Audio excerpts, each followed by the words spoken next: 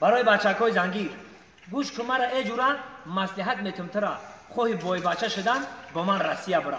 من بودم یک بروزی نداشتم روز روزی پیش کارم بود سیاه تا رفتن روسیه. علم و عملم کردن خریب کسلم کردن تا که روم راه دور چشم دشمن شود کور.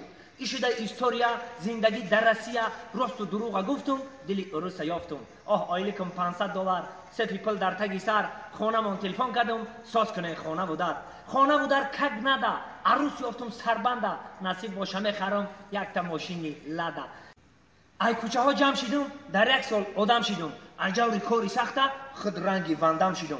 یک روز کردم تلفن گفتم ای چای جان ما توقع دلگیر شدم یعنی ما زنگیر شدم. او چم گفت ما تیاریم ای حالا درک داریم با دختری خالته نصیب خواستگاری میریم. یکی کدام اندیشه نمیگیرم مخیشه او چه بگی ای قشناق یک تا دختری پیشه. خلاصه عروس یافتن خاکی دلار بختن توی گذشت در رستوران نام به نام رسیان شگر بای بچه شدم صاحبی ده چشیدم بعد یک سال جوره جان آتای بچه شدم. شکرانه خانه آباد پدر و مادرم شاد خلق تاجیک زنده باد روسیه پاینده باد.